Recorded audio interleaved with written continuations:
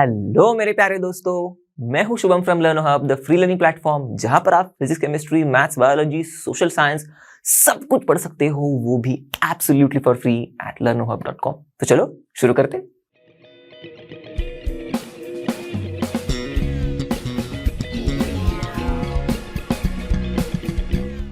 तो बच्चों, आज हम लोग आपके आईसीएससी के क्लास 9 के मैथ्स का जो चैप्टर नंबर 7 है, इंडाइसेस, उसको शुरू करने वाले हैं। ओके, तो इस वीडियो में हम लोग इस चैप्टर के बेसिक्स, एकदम जो कॉन्सेप्ट है, बेसिक कॉन्सेप्ट है, बेसिक्स है इस चैप्टर के, वो समझना शुरू करेंगे।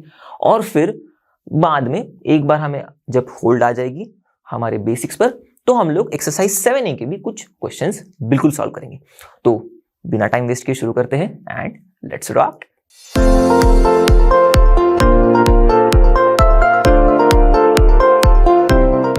तो बच्चों शुरू करते हैं चैप्टर के नाम मतलब इंडाइसेस को समझने से।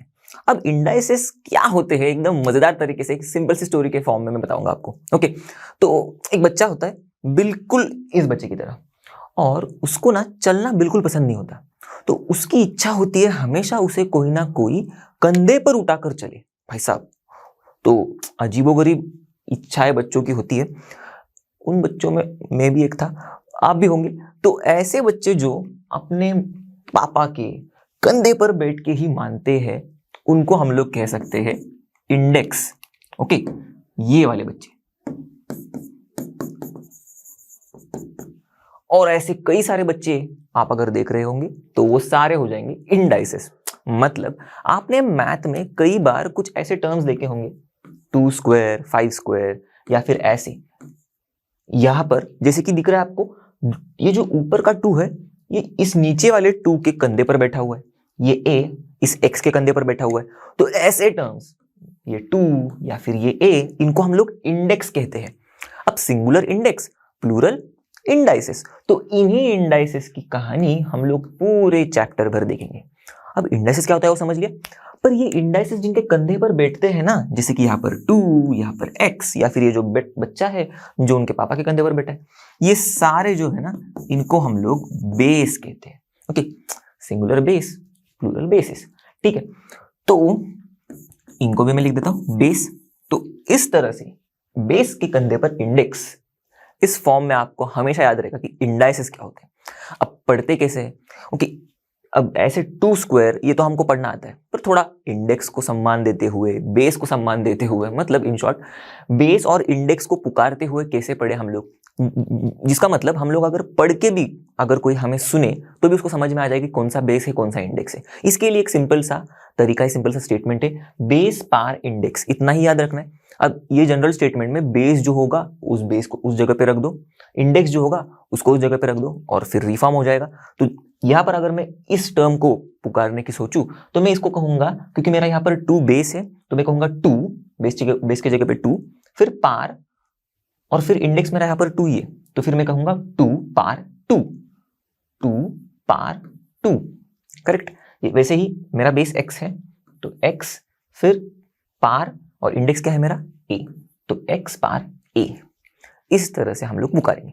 अब मैं कई बार इसको बेस पार इंडेक्स इस फॉर्मेट में कहूंगा, मतलब 2 पार 2 ऐसे भी बोल सकता हूं, या फिर इसको एक अलग तरीके से भी हम लोग पुकार सकते हैं। जैसे कि यहां पर इस 2 पार 2 को ही मैं ऐसे बोल सकता हूं, 2 रेज्ड 2 पार 2। तो ये इसका थोड़ा सा लंबा चौड़ा फॉर्म हो गया पुकारने का। अब मैं मेरे बचपन से लंबे चौड़े फॉर्मेट का थोड़ा सा मैंने शॉर्टकट कर दिया खुद के लिए, आप जैसे चाहो वैसे बुला सकते हो। मैं तो आपको मतलब एडवाइस करूंगा कि आप बेस पार इंडेक्स इस फॉर्म में ही पुकारा करो, सिंपल है, 3 शब्दों में ही काम खत्म। पता भी चल जाएगा आपको कि आप किस टर्म्स के बारे में बात कर रहे हो, दूसरे को भी पता चलेगा कि आप किस टर्म्स के बारे में बात कर रहे हो। करेक्ट। तो 2 रेस टू पावर 2 को मैं लिखता हूँ, मैं सिर्फ बोलता हूँ 2 रेस टू 2। अब ये मेरा स्टाइल है, आप खुद का स्टाइल डेवलप करो। ओके, वैसे पढ़ने में कोई दिक्कत मतलब इतनी तो जरूरी नहीं है, कि पढ़ना कैसे है वो अपने ऊपर है, समझना बहुत इंपॉर्टेंट है। ठीक है, अब समझने की बारी जब आएगी तब हम लोग आगे बढ़ेंगे इंडाइसेस के लॉज पर। अब इनको समझना बहुत इंपॉर्टेंट है, क्योंकि ये लॉज अपने आप में ही बहुत इंपॉर्टेंट है, क्योंकि इनका इस्तेमाल बहुत ज्यादा होता है कैलकुलेशंस वगैरह में। अगर आप आगे जाके साइंस ऑप्ट करोगे, ओके, फिजिक्स केमिस्ट्री पढ़ोगे, बायो पढ़ोगे, तो भी कहीं ना कहीं इंडाइसेस के ये लॉज आपको कैलकुलेशन में बिल्कुल मदद करेंगे। तो ये लॉज क्या है फटाफट देख लेते हैं। 3 लॉज है, पहला है प्रोडक्ट लॉ, दूसरा है क्वोशंट लॉ, तीसरा है पार लॉ। अब नाम में ही थोड़ा बहुत इनका हिंट है, वैसे नाम आपको कोई पूछेगा नहीं। ओके, आपको पूछेंगे क्या, आपको कोई प्रॉब्लम सॉल्व करने देंगे जो सॉल्व होगा इन लॉज को यूज करके। तो हमें क्या करना है, हमें कॉन्सेप्ट को समझना है। एक बार इन लॉज को समझ लिया तो फिर आगे जाके हम लोग जब एग्जाम्पल्स देखेंगे तब आपको आइडिया आ ही जाएगा कि कैसे इन लॉज को यूज करना है। फिलहाल मैं लॉ को समझा के भी आपको एक छोटे छोटे एग्जाम्पल्स के तौर पे समझाऊंगा कि कैसे इसका इस्तेमाल होता है। तो पहला लॉ क्या है भाई, a रेस टू m या फिर a raise to power m multiplied by a raise to power n is equals to a raise to power m plus n, या फिर मैं ऐसे कह सकता हूँ a power m into a power n is equals to a power m plus n। अब ये जो मैंने ऐसे लिख दिया, आप कितने ही बच्चे होंगे जो ऐसे ही सीधा सीधा इसको रट लेंगे पर समझेंगे नहीं इस चीज को। अब यहाँ पर कहना क्या चाहता है ये लॉ, अगर आपके सामने ऐसे टर्म्स है जिनके बेसिस सेम है, यहाँ पर दिख रहा है आपको a, ओके, फिर उनके ऊपर पार्स कुछ भी क्यों ना हो, मतलब ये दोनों जो पार्स दिख रहे हैं आपको m और n, ये सेम नंबर हो अलग नंबर हो उससे कोई लेना देना नहीं। ध्यान में क्या रखना है, अगर हमको बेसिस सेम दिख रहे हैं तो और ये जो टर्म्स है जिनके ऊपर इन बेसिस के ऊपर ये पार्स लगे हुए, ये जो टर्म्स है a पावर m और a पावर n, ये एक दूसरे के साथ मल्टीप्लिकेशन में है, तो सिंपली हम सेम बेस को एक बार लिखेंगे और ये जो पार्स दिख रहे हैं हमको उनको हम लोग ऐड कर देंगे। बस यही है फर्स्ट लॉ जिसको कहते हैं प्रोडक्ट लॉ। इस्तेमाल कैसे होगा, फॉर एग्जाम्पल अगर मैं आपको कहूं आप इसको कैलकुलेट करके दिखाओ मुझे, 2 पावर 2 इंटू 2 पावर 3। अब देखते ही आपके दिमाग में क्या क्लिक होना चाहिए, अरे यहां पर तो बेस मतलब 2 सेम है, फिर पार कुछ भी क्यों ना हो, क्योंकि यहां पर बेस सेम है और ये जो टर्म्स है ये बेस और ये पार और ये बेस और ये पार ये एक दूसरे के साथ मल्टीप्लिकेशन में है।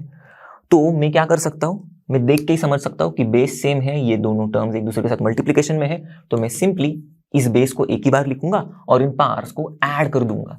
तो क्या हो जाएगा, 2 पावर 2 प्लस 3, 2 पावर 2 प्लस 3 क्या होता है 2 पावर 5 हो जाएगा, और 2 पावर 5 क्या होगा, 2 को 5 बार मल्टीप्लाई करो, खत्म, आंसर मिल जाएगा 32।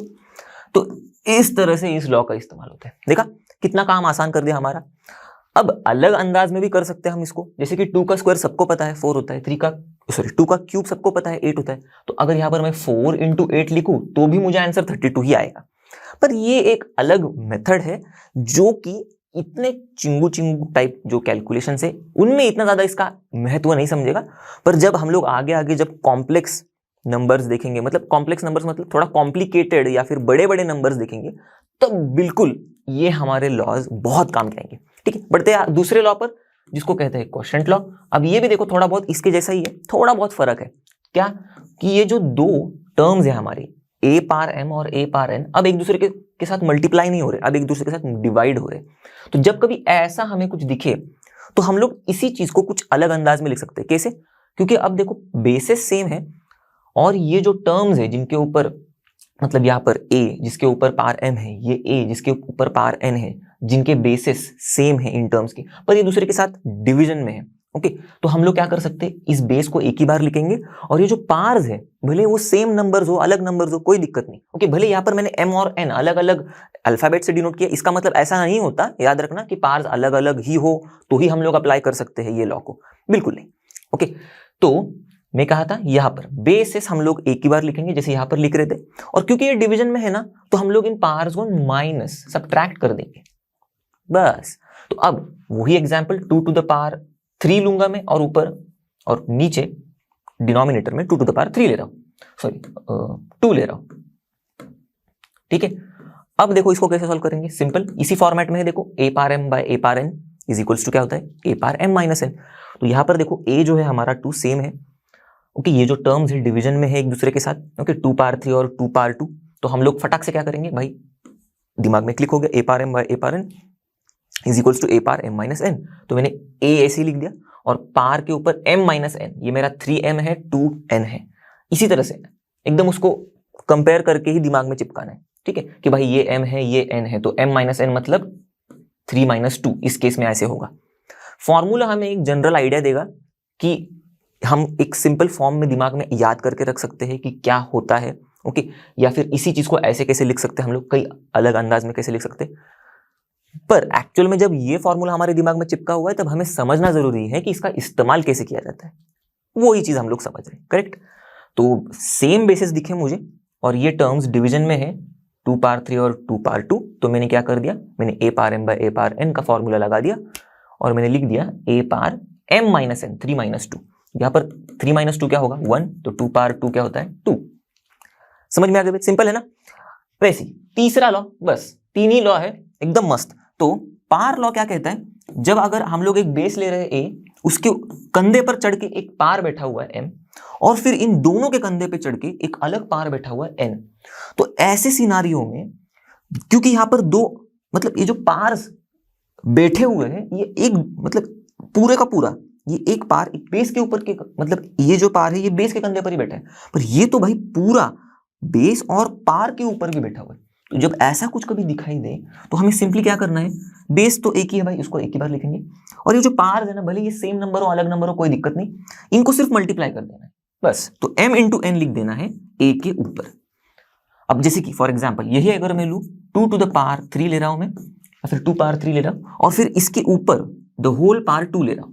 अब इसको कैसे सॉल्व करेंगे हम लोग, सिंपल है, मैं क्या लिखूंगा, बेस को मैंने सेम लिख दिया और ये जो m और n है ओके, इनको मैं सिर्फ मल्टीप्लाई करूंगा इस बेस के ऊपर एज अ पावर मान के।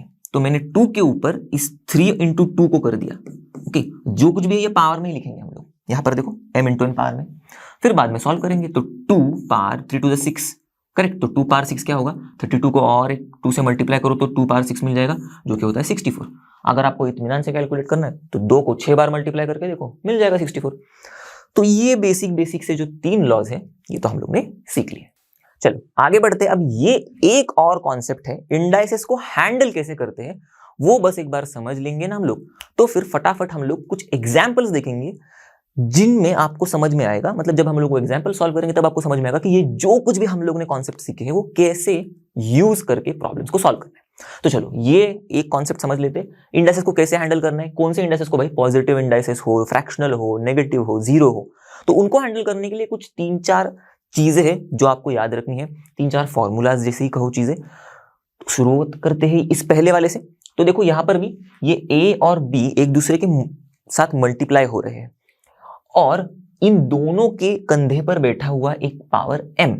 तो जब कभी भी अगर आपको कोई 2 नंबर्स ऐसे मल्टीप्लाई होते हुए दिख रहे हैं या फिर 2 अल्फाबेट्स अगर हम लोग कहें ओके इस फॉर्मेट में, जैसे कि कोई दो टर्म्स मल्टीप्लाई हो रहे a और b और इनके कंधे पर एक ही पावर m बैठा हुआ है, तो हम लोग क्या कर सकते हैं, हम लोग थोड़ा सा भाईचारा दिखा सकते हैं, कहेंगे कि भाई तुम दोनों को भी ये पावर मिल जाएगा, ठीक है। तो फिर मैं ऐसे कह रहा हूं तो मेरे को देना पड़ेगा ना, तो मैं a को पावर m दे रहा हूं, b को भी पावर में m दे रहा हूं, पर फिर इनको ऐसे खुले नहीं छोड़ सकते हम लोग, इनको कहेंगे तुम लोग के बीच में तो मल्टीप्लिकेशन था तो वो तो नहीं जाएगा, तो इसीलिए इन दोनों के बीच में फिर से मल्टीप्लिकेशन वैसे के वैसे ही रहेगा।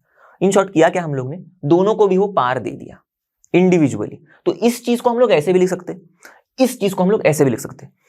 समझ में आ रही बात, जब हम लोग लॉ पढ़े तब जो हम लोग ने फॉर्मूलाज देखे या फिर यहां पर जो फॉर्मूलाज देख रहे, जरूरी नहीं है कि पहली चीज जो मैंने लिखी है उसको दूसरी इस तरह के से ही लिखी जा सकती है। अगर आपके प्रॉब्लम में कुछ ऐसे लिखा होगा और आपको जरूरत होगी उस प्रॉब्लम को सॉल्व करने के लिए इस तरह से लिखने की, तो आप बिल्कुल इस तरह से लिख सकते हो, क्योंकि बीच में इज इक्वल टू है ना, तो उसका मतलब तो ही होता है, करेक्ट।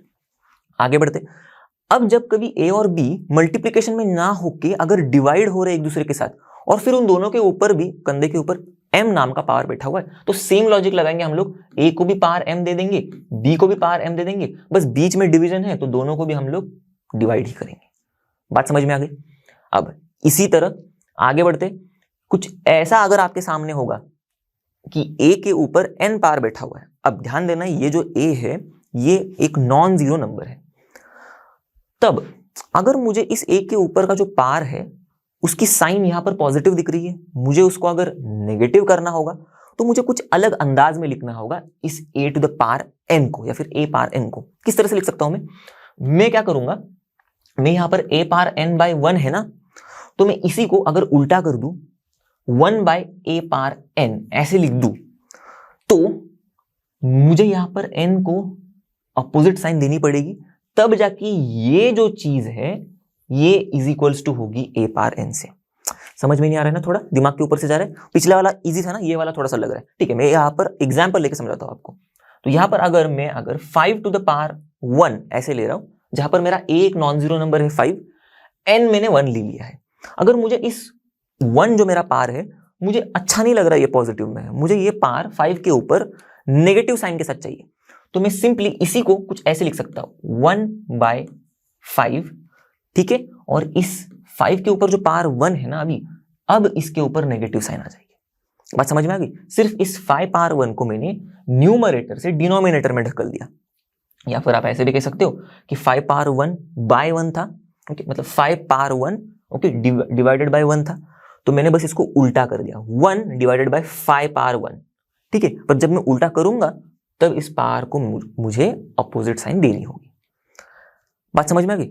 अब इसी को अगर मैं उल्टा आपको समझाऊं तो और थोड़ा अच्छे से समझ में आएगा। जैसे कि अगर मेरे पास 5 पावर -1 है, अब देखो जब भी कभी ऐसे माइनस में पार आएगा ना, तो कोशिश यही हमेशा रखना कि इसको प्लस में किया जाए, मतलब पार को पॉजिटिव किया जाए मोस्ट ऑफ द टाइम्स। जरूरी नहीं है कि आपको हमेशा ही करना है, पर जब जरूरत पड़ेगी तब प्रॉब्लम्स में वो आपको समझ में आ जाएगी प्रॉब्लम्स को देख के। तो जब अब इस पावर को मुझे पॉजिटिव करना है तो मैं सिंपली क्या करूंगा मालूम है? जैसे मैंने इसकी पावर को पॉजिटिव था उसको नेगेटिव करने के लिए क्या किया, इसको नीचे ढकेल दिया, राइट, इसको न्यूमरेटर से डिनोमिनेटर में डाल दिया। तो यही चीज 5 पावर -1 अपॉन 1 को मैं क्या लिख सकता हूं, 1/5 पावर -1 ऐसे लिख सकता हूं मैं। पर जब मैं ऐसे लिख रहा हूं, इस 5 पावर -1 का मैं 1 का जो माइनस साइन है वो हटाने के लिए जब मैं उसको ऐसा उल्टा लिख रहा हूं, तब इसका माइनस साइन हट जाएगा। ओके, तो इसका मतलब अगर मैं और सिंप्लीफाई करूं, तो जब कभी हम लोग को किसी नंबर का इनवर्स दिख रहा है, ओके 5 इनवर्स या फिर 5 टू द पावर -1, या फिर उस नंबर के ऊपर एक नेगेटिव पावर है, ऐसे समझ लो, तो क्या करना है, उस नेगेटिव पावर को हटाने के लिए उसी नंबर को हम लोग 1 के नीचे लिख देंगे और फिर पावर का नेगेटिव साइन हट जाएगा। तो मैं 5 टू द पावर -1 को लिख सकता हूं 1/5। सिंपल। ये 1 को तो क्या होता है, मतलब 5 टू द पावर 1 मतलब 5 ही होता है। ठीक है, तो 5 टू द पावर -1 को मैं लिख सकता हूं 1/5। अब इसी तरह आप मुझे बताओगे, अगर मैं यहां पर मेरे पास 5 टू द पावर -3 है और मुझे इस पावर में जो 3 है उसमें से माइनस साइन हटा देना है, तो क्या कैसे लिखूंगा मैं अब? ओके, चलो फटाफट बताओ। ओके, आई होप अब मैं तो नहीं सुन सकता हूं, नहीं देख भी सकता हूं आपने क्या बोला है, पर आप खुद को एक बार करेक्ट कर सकते हो। आंसर तो मैं पक्का बताऊंगा। तो क्या करना है, जब भी मैं क्वेश्चन पूछूंगा ना, पॉज करना है, खुद सोचना है, जवाब लिखना है, जवाब बोलना है, जो भी करो, और फिर बाद में रिज्यूम बैक करके जवाब को सुनना है। मतलब मैं तो बताऊंगा ये आंसर, तो उसको क्रॉस वेरीफाई करना है। तो फॉर एग्जाम्पल अभी आपने ये सब सुनने के बाद अब पॉज कर लो और सोचो और जवाब ढूंढने की कोशिश करो। ठीक है, आई होप आपने सोचा होगा। तो इसको कैसे लिखेंगे हम लोग? ऐसे 1/5 पावर 3। ठीक है, बस मैंने इसको नीचे लेके आया, पार गायब हो गया, सॉरी पार का साइन जो है वो उल्टा हो गया। चलो आगे बढ़ते हैं। a पार 0, जब कभी a हमारा एक नॉन जीरो नंबर है और ऐसे नॉन जीरो नंबर के ऊपर 0 एज अ पावर होगा, फॉर एग्जाम्पल जैसे कि 5 लिया मैंने, ये नॉन जीरो नंबर है पर इसके ऊपर पार 0 है, तो क्या होगा फिर? इसका आंसर 1 होता है, हमेशा याद रखना, यूनिटी। ठीक है, तो a power 0 is equals to 1। अब और 2 और चीजें हैं जिनको हमको समझना है, फिर हम लोग एग्जाम्पल्स को समझने के लिए शुरू करेंगे। तो यहां पर ये अगर a मेरा नॉन जीरो नंबर है और अगर मैं इसी a का कोई एक nth रूट ले रहा हूं, फॉर एग्जाम्पल मैं स्क्वायर रूट ले रहा हूं a का, तो मैं इसी चीज को किस तरह से लिख सकता हूं? और कोई अलग तरीका है? बिल्कुल है। कैसे? मैं a को ऐसे ही रखूंगा। अब क्योंकि मैं यहां पर स्क्वायर रूट लिख रहा हूं, अब जरूरी नहीं कि मैं 2 भी लिखूं, पर मैंने आपके अंडरस्टैंडिंग के लिए लिखा है, क्योंकि वहां पर n जो है यहाँ पर ये अब 2 है, तो मैं कुछ इस स्क्वायर रूट को a के ऊपर ऐसे 1/2 इस फॉर्म में लिख सकता हूं। मतलब क्या है मेरा कहने का, जब कभी a का कोई nth रूट हमें दिख रहा है तो हम लोग a को लिखेंगे और फिर जो भी n है, अगर स्क्वायर रूट है तो n2 होता है, क्यूब रूट है तो n3 होता है, तो जो भी हमारा n है, ओके, अगर फोर्थ रूट है तो मतलब n4 होगा। तो यहां पर अगर स्क्वायर रूट था फॉर एग्जाम्पल, अब यहां पर nth रूट है, तो क्या होगा, हम लोग a के ऊपर ये जो n है ना, इसको इस तरह से लिखेंगे 1/n, n को 1/n के फॉर्म में लिखेंगे, ठीक है। पर a के ऊपर मतलब a का जो अब पार होगा वो 1/n होगा और a बेस होगा। बात समझ में आ गई? तो फॉर एग्जाम्पल अगर मैं आपको कहूं मुझे बताओ कि इसको कैसे लिख पाओगे और अलग तरीके से, चलो पॉज करो। आई होप आपने ट्राई किया होगा, बताया होगा। तो मैं क्या करूंगा, सिर्फ मैंने a को ऐसे ही लिख दिया। अब यहां पर मुझे पता है ये n की वैल्यू 3 है, तो मैं सिंपली वो फॉर्मूला में a to the power 1/n था, तो मैंने a लिखा, टू द पावर 1/3 लिखूंगा मैं, क्योंकि 1/n में n हमारा 3 है। समझ में आ गई बात? क्लियर थी? वैसे ही अगर a के ऊपर ऑलरेडी कोई पार है, जैसे कि यहाँ पर है m और a हमारा नॉन जीरो नंबर है, तो इसी a पार m का अगर कोई nth रूट भी हम लोग ले रहे हैं, थोड़ा सा और कॉम्प्लेक्स है इससे, बस थोड़ा सा, ठीक है, कुछ बदलेगा नहीं। हम लोग जैसे a लिखते थे वैसे ही लिखेंगे, एक चीज सिर्फ बदलेगी, क्या? ये जो m है ना, ये 1 की जगह पे आएगा, बाकी n तो नीचे ही आएगा, ठीक है। तो जब nth रूट ऑफ a की बात चल रही है तब हम लोग उसको लिख सकते हैं in the form of a power 1/n। वैसे ही nth root of a power m की बात चल रही है तो हम लोग कैसे लिख सकते हैं इसको, a पार m/n। अब क्योंकि यहां पर कुछ भी नहीं था तो देखो 1 है, तो आप ऐसे समझ सकते हो a पार 1/n, यहां पर m है तो a par m/n। Simple trick बता दी मैंने आपको याद रखने के लिए, ठीक है। क्लियर हो गई बात? आ रहा है आपके सामने पहला क्वेश्चन। अब देखो, सबसे पहले डिस्क्लेमर दे दूं मैं, क्वेश्चंस को शुरू करने से पहले मैं आपको बिल्कुल प्लीड करूंगा, आपको विनती करूंगा कि आप भी बुक पेन लेके बैठो। और अब फिलहाल तो जो एग्जाम्पल्स हम लोग देख रहे हैं उसमें समझने की कोशिश करो कि मैं कैसे सॉल्व कर रहा हूं। एक बार मैं सॉल्व करने के बाद पॉज करना, वो पर्टिकुलर क्वेश्चन सॉल्व करने के बाद पॉज करना और फिर बिना देखे खुद एक बार सॉल्व करके देखना, पक्का। ऐसे ही आगे बढ़ेंगे हम लोग जब हम लोग एग्जाम्पल्स देख के समझ रहे हैं कि कैसे हमें अप्रोच रखना है, कैसे कॉन्सेप्ट्स का इस्तेमाल करके क्वेश्चन सॉल्व करना है। अब एक बार एग्जाम्पल्स खत्म हो गए ना, तो फिर आप प्रैक्टिस करने के लिए खुले छोड़ दिए हुए हो। तो उसके बाद हम लोग एक्सरसाइज के कुछ गिने चुने क्वेश्चंस करेंगे जो शायद आपको डिफिकल्ट हो सकते हैं, या फिर जिसमें कुछ अलग है, नया है, मजेदार है। ऐसे कुछ क्वेश्चंस हम लोग पिक करेंगे और वो करेंगे। अब जब वो क्वेश्चंस करेंगे तब क्या करना है वो तब के बारे में बताऊंगा। अब फिलहाल तो एग्जाम्पल से हम लोग समझ रहे, इसके बारे में याद रखो, ठीक है। तो अब यहां पर पहला है 27 द पावर -1/3, 27 पावर -1/3। तो जब कभी ऐसे तरीके से क्वेश्चन सामने आएगा जिसमें पावर हमारा फ्रैक्शनल हो, तो हमें ना उस फ्रैक्शनल पावर के डिनोमिनेटर को ठीक से देखना है। ओके, यहां पर देखो न्यूमरेटर डिनोमिनेटर 3 को ठीक से, मतलब यहां पर डिनोमिनेटर को ठीक से देखना है। अब मैंने 3 को ठीक से देख लिया, दिमाग में चिपका लिया।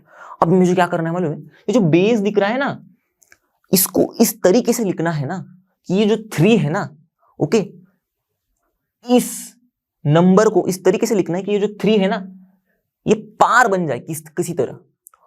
और या फिर ऐसे समझ लो कि ये जो नंबर है ना, इसमें एक बेस होगा। ये एक्चुअली एक बेस है ऑलरेडी, अभी 27 एक बेस है, इसके ऊपर ये पार है। अब इसी बेस को हम लोग और इस तरह से लाएंगे, a⁻m फॉर्म में लेके आएंगे। समझ में आ गई बात? ओके, मतलब इसी बेस को हम लोग फिर से इस तरह से लिखेंगे कि भाई, ओके सॉरी, इस तरह से लिखेंगे कि इसी बेस का एक बेस होगा और एक पार होगा। ओके, और वो पार जो है ना वो 3 होना चाहिए, बस।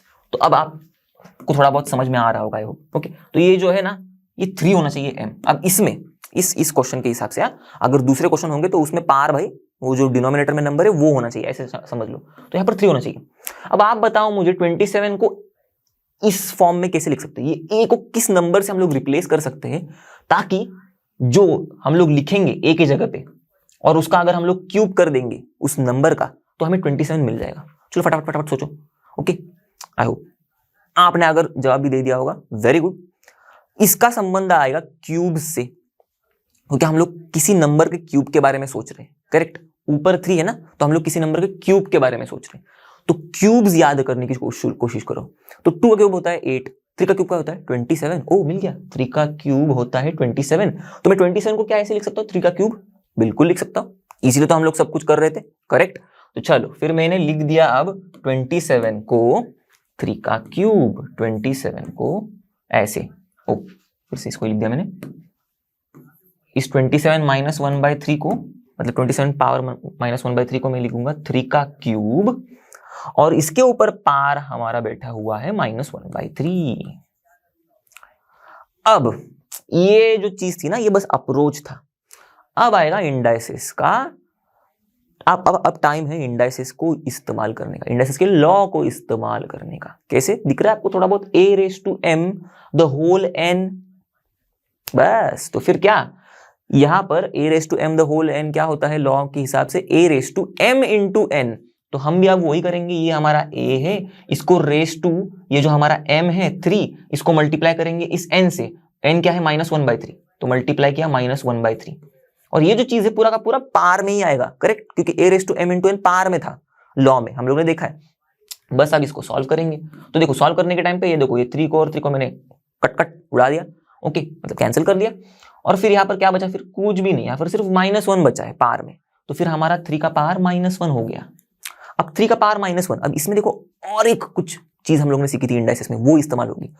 नेगेटिव नंबर ना, नेगेटिव पावर देखने को मेरे को अच्छा नहीं लगता, आपको भी अच्छा नहीं लगता होगा, क्योंकि क्या है ना, हमें पॉजिटिविटी की बहुत चाह होती है, तो नेगेटिविटी को हम लोग दूर रखते हैं। वो मैथ में भी हम लोग ऐसे ही कुछ सोचते हैं। ऐसे भी लिख दोगे तो भी गलत नहीं है आंसर, पर क्या है ना, पॉजिटिव पावर में लिखोगे ना तो और अच्छा लगता है। ओके, मेरे को तो अच्छा लगता है, आपको भी लगता होगा। ओके, तो कैसे लिखूंगा मैं इसको पॉजिटिव पावर में? इसको ही लिखने के लिए हम लोग वो रूल यूज करेंगे। क्या था वो? कि भाई जब भी हमको पावर को नेगेटिव से पॉजिटिव में लेके आना है तो क्या करना है? नंबर को उल्टा कर देना है। ये जैसे 3/1 है ना, उसको 1/3 कर दो तो पावर ऑटोमेटिकली पॉजिटिव बन जाएगा। तो मैंने 1/3 कर दिया तो पावर मेरा ऑटोमेटिकली +1 हो गया। अब +1 पावर को लिखो या ना लिखो एक ही बात होती है। तो देखो मैं नहीं लिख रहा हूं, फिर तो मैंने नहीं लिखा, तो 1/3 हो गया मेरा आंसर। समझ में आ गया?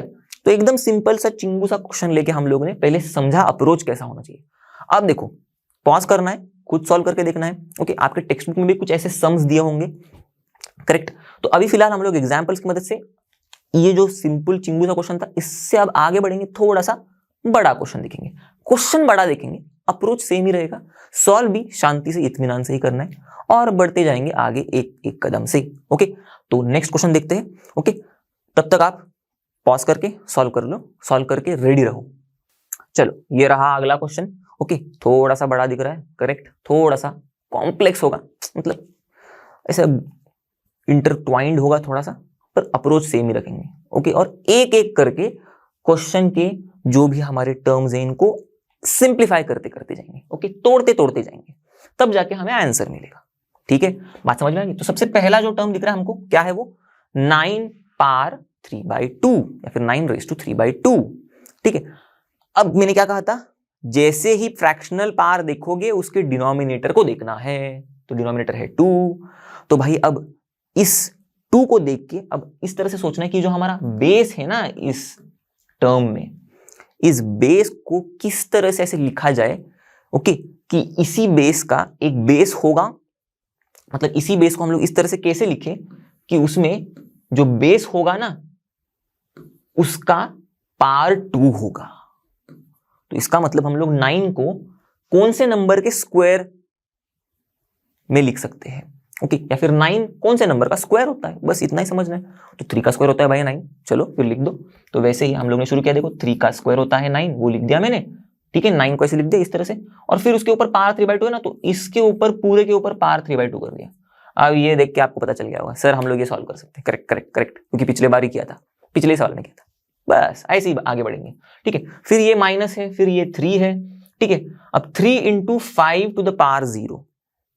अब देखो a⁻0 याद है, a नॉन जीरो नंबर होना चाहिए, और ऐसे नॉन जीरो नंबर के ऊपर अगर पावर 0 है तो आंसर होता है 1, करेक्ट।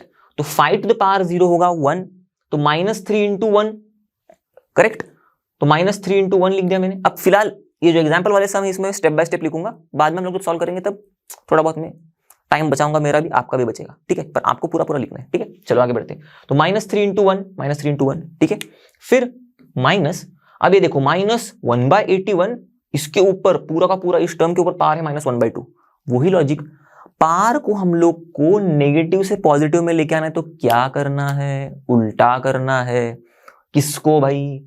इसको, बेस को उल्टा करेंगे, पावर पॉजिटिव बन जाएगा। तो वही मैं कर रहा हूं, बस देख, कुछ नहीं। यहां पर मैं 1/81 को सीधा कर रहा हूं, मतलब उल्टा कर रहा हूं ऐसे। तो 1/81 को मैंने 81/1 कर दिया, 81/1 81 ही होता है, करेक्ट। तो 1/81 को 81/1 कर दिया, पावर मेरा पॉजिटिव बन जाएगा 1/2, बस। ठीक है, देखो अब कैसे आसान सा दिखने लग गया है।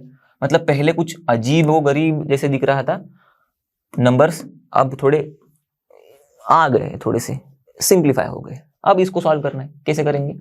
a⁻m the whole n। अब बार बार मैं नहीं कहूंगा, एक बार हम लोग उस चीज को सीख ले, समझ लिए, आगे बढ़ेंगे फटाफट। तो 3 क्या होगा 2 मल्टीप्लाइड बाय 3/2, क्योंकि ये हमारा हम लोग ने यूज किया a⁻m द होल n, जो कि होता है a⁻m into n, तो a⁻m into n, करेक्ट। तो फिर मैंने कट कर दिया, तो ये 3³ रह गया। ठीक है, तो मैं यहाँ पर लिख रहा हूँ 3³। ठीक है, अब इसको भी सॉल्व करूंगा मैं, -3 into 1 होता है -3, करेक्ट। और इसको भी मैं क्या लिखूंगा, -81। ओके, अब देखो 81 का पावर 1/2 है, तो कुछ याद आ रहा है? कुछ ऐसे a⁻1/n को हम लोग कैसे लिख सकते हैं? कुछ इस तरीके से, right, nth root of a, इस हिसाब से, क्योंकि हम लोग nth रूट ऑफ a को ऐसे लिखते थे, a को लिखेंगे वैसे, और ये nth रूट जो है उसको 1/n के फॉर्म में लिख देंगे, उसके पावर के हिसाब से, क्योंकि उसके पावर के फॉर्म में, करेक्ट। तो यहां पर भी मैं ऐसे लिख सकता हूं ना, देखो 81 to the power 1/n, तो 81 to the power 1/2, करेक्ट। देखो 81 to the power 1/2, तो मैं ये हमारा a क्या हो गया, 81 हो गया, तो a 81 हो गया, इसके ऊपर रूट लगा दिया मैंने, ठीक है। और ये जो n है हमारा 2 है, तो ये स्क्वायर रूट ऑफ 81 हो गया, और स्क्वायर रूट ऑफ 81 क्या होता है? स्क्वायर रूट ऑफ 81 होता है 9, करेक्ट। ये क्या है, देखो यहां पर मैंने सॉल्व करके लिखा था -3 -9। ओके, अब बात कैसे बनेगी, देखो इज इक्वल्स टू, मैं यहां पर लिख रहा हूं, ओके, 3³ होता है 27, आप तो बच्चों का खेल, आप तो सॉल्व कर लोगे। 3³ 27 होता है -3 -9, बस। तो अब माइनस ही करना है सब जगह पे, तो माइनस ही कर दो। ओके, BOD में सब्ट्रैक्शन ही लास्ट है, तो सब्ट्रैक्शन ही करना है, तो सब्ट्रैक्शन ही कर दो। तो 27 -3 होता है 24, 24 -9 होता है 15, तो हो गया हमारा आंसर आ गया 15। ठीक है, ये 24 और प्लस 24 -9 15। तो देखो ऐसे लंबा चौड़ा दिखने वाला जो हमारा प्रॉब्लम था, इतना सा छोटू सा नंबर बनेगा। अब हर एक सवाल में ऐसे ही चुट्टू चुट्टू से नंबर ही आएंगे, ओके, बस मजेदार वे में। अब हम लोग क्या करेंगे, थोड़ा और बड़ा और थोड़ा और इंटरट्वाइंड कॉम्प्लिकेटेड टाइप सा, ओके, जिसमें टर्म्स ज्यादा होंगे। कॉम्प्लिकेटेड मतलब क्या, टर्म्स का नंबर ऑफ टर्म्स जो है ना हमारे ज्यादा होंगे, तो उससे हमारे दिमाग को ना थोड़ा सा तकलीफ और होती है कि भाई और ज्यादा टर्म्स, तो और ज्यादा टर्म्स को सिंप्लीफाई करो। बाकी approach same, logic same, basics indices के सेम। चलो अब इसको सॉल्व करते हैं।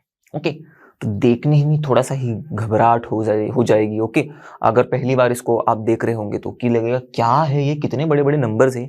कुछ नहीं, सेम अप्रोच, आहिस्ते आहिस्ते 1 by 1 हम लोग उसको तोड़ेंगे छोटे छोटे पीसों में, मतलब सिंप्लीफाई करेंगे। मैं मजाक कर रहा हूँ। ओके, तो चलो ये क्या दिख रहा है आपको, 64/125, और ये पूरा का पूरा टर्म जो है रेस टू है -2/3।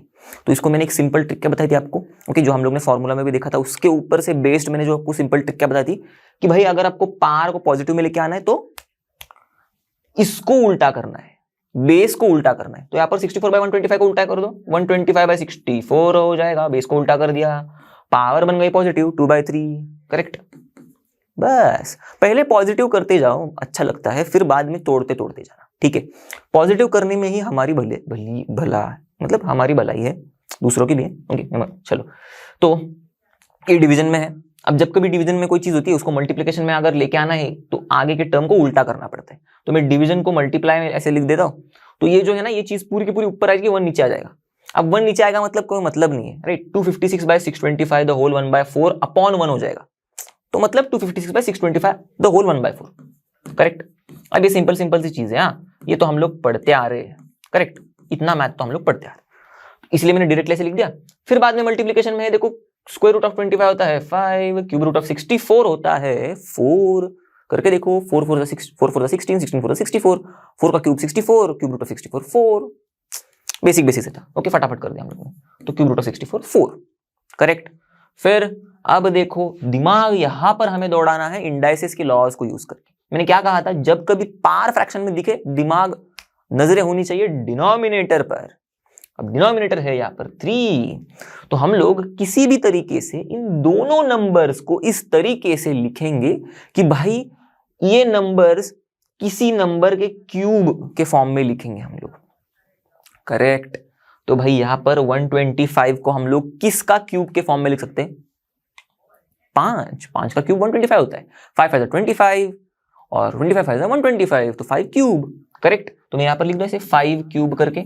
ओके, फिर 64, अभी देखा था 4 का क्यूब 64 होता है, तो 4 का क्यूब कर दिया। और भाई ये सब पूरा जो पूरा टर्म है मैं 2/3 के, मतलब पूरे टर्म को रेस कर रहा हूं 2/3 से। ये भी वैसे ही कुछ करेंगे हम लोग 256/625। अब देखो जो 256 दिखने में थोड़ा डरावना लग रहा है, डरावना सा कुछ नहीं, 4 का क्यूब 64 होता है, थोड़ा सा एक कदम आगे लेके जाओ, 64 × 4 होता है 256। करेक्ट। ओके, करके देखो भाई, करके देखो, मैं झूठ नहीं बोलूंगा। ओके, तो 64 × 4 256। करेक्ट। तो इसका मतलब 64 तो है 4 क्यूब, उसको भी हम लोग एक 4 से मल्टीप्लाई करेंगे, मतलब 4 का मतलब 4/4 है ना ये। करेक्ट। ये जो 256 है एक है 64 × 4, 64 मतलब 4 क्यूब, 4 तो नीचे आएगा 4 क्यूब × 4, इंडसेस का लॉ भी यूज कर लो, a⁻m × a⁻n = a⁻m + n, 4/3 + 1, 4/3 + 1 होता है 4, तो 4/4, तो यहाँ पर लिख दिया मैंने 256 की जगह पे 4/4। फिर नीचे 625 की जगह पे मैं लिख दूंगा 5/4, क्योंकि देखो 125 को और 5 से मल्टीप्लाई करो, 125 को और 5 से मल्टीप्लाई करने के बाद आएगा 625। कैसे? देखो मल्टीप्लाई करके देखो आप, पर अब इसमें कैसे लिखेंगे हम लोग? 125 तो होगा 5 का क्यूब है भाई, अभी देखा था, फिर इंटू 5 कर दिया हम लोग ने, तो 5 का क्यूब × 5 मतलब 5/3 × 5/1, a⁻m × a⁻n, क्या हो गया? a⁻m + n, तो 5/3 + 1, 5/3 + 1 होता है 5/4। समझ में आ गई? तो 625 क्या है हमारा? 5/4। ठीक है, बस नंबरों का खेल है। अब इसको भी हम लोग रेस कर देंगे टू द पावर 1/4, और फिर बाद में ये मल्टीप्लिकेशन में है 5/4 के साथ। ठीक है, यहां तक की कहानी आई होप आपको समझ में आ गई। तो मैं यहाँ पर एक ऐसे पार्टीशन लग देता हूँ, ये ऊपर हम लोग ने रफ कैलकुलेशन के लिए यूज की हुई जगह है। ओके, तो मैं इसको ऐसे थोड़ा सा लाइन मार देता हूँ यहाँ पर। ठीक है, अब इसी को आगे बढ़ा के लेके जाएंगे हम लोग। कैसे? फिर से इंडाइसेस की मदद से। देखो a⁻m / b⁻m क्या होता है? a और b के ऊपर सेम पावर चिपका हुआ है, तो हम लोग क्या करेंगे? a और b को ऐसे एक साथ लिखेंगे और पार को एक ही बार ऊपर लिख देंगे, मतलब a/b²m। फॉर्मूला में बोल रहा हूं आपको। ओके, वही फॉर्मूला है जो हम लोग ने पढ़ा है, उसी फॉर्मूला को मैं दोहरा रहा हूं। अब बस लिख के नहीं दिखा रहा हूं बार बार, क्योंकि हम लोग ने एक बार वो देख लिया है। करेक्ट। तो दिमाग में मैंने बोला था उसी टाइम पर चिपका लेना है इस चीज को, और बस एक बार देखना है सॉल्व करते टाइम पर क्वेश्चंस को कि भाई कहां पर कौन सी चीज अप्लाई हो सकती है। ओके, मैथ्स में तो यही करना होता है, दिमाग को दौड़ाओ बस। ऐसे ही अगर कद्दू के जैसे बैठे रहेंगे हम लोग तो भाई कुछ नहीं होगा, पेन ही उठाएंगे नहीं तो सॉल्व कैसे होगा क्वेश्चन। अब छोड़ो, पेन बिना उठा के भी अगर क्वेश्चन सॉल्व करना है तो भी दिमाग चलाना तो पड़ता ही है भाई। तो पेन उठाओ ना उठाओ, दिमाग तो चलाना ही है। चलो जगाओ दिमाग को। तो चलो 5/3 a⁻m / b⁻m is equals to क्या होता है? a/b²m। तो a हमारा 5 है, तो a/b²m मतलब 3, और इसके ऊपर 2/3 बैठा हुआ इसके कंधे पर, तो मतलब इसके ऊपर भी एक है भाई। बाप रे बाप, कुछ नहीं। अब तो क्या करना है आप ही बताओगे मुझे आगे। ओके, मुझे पता है आपको पता होगा। देखो तो ये इसको भी हम लोग उसी तरीके से लिखेंगे, a⁻m / b⁻m क्या होता है? a/b²m, तो a/b 4/4 ठीक है, इसी तरह से लिखा मैंने 4/5 ठीक है। फिर अब ये भी पूरी चीजें है ना, इसके ऊपर भी एक सिर के ऊपर बैठा है, इसके कंधे के ऊपर बैठा है 1/4, ये अलग एक पावर बैठा हुआ है, इंटू 5/4। चलो अब बस क्लाइमैक्स पे पहुंच गए, बस खत्म। तो अब देखो a⁻m² क्या होता है? a⁻m × n, तो ये a⁻m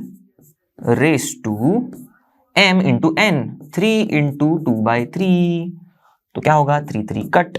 फिर वैसे ही यहां पर भी 4/5, ये भी हमारा a⁻m/n है, तो a⁻m × n, तो a⁻4 × 1/4, m × n, 4 कट, और फिर यहां पर फिर से 5/4।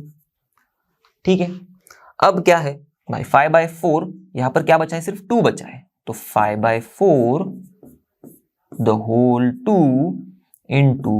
4/5 1, तो मैंने लिखा ही नहीं, पार 1 लिखते ही नहीं। ठीक है, फिर 5/4 फिर से, तो देखो अब यहाँ पर 4 गया, 5 गया, तो बचा क्या, सिर्फ 5/4 द होल 2, मतलब द होल पावर 2।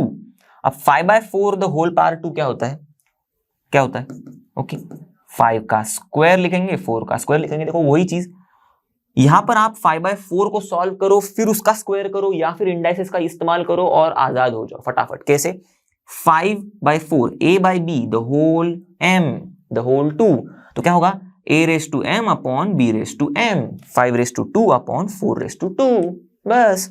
तो यहां पर मैं ऐसे लिख दूं 5/2 अपॉन 4/2।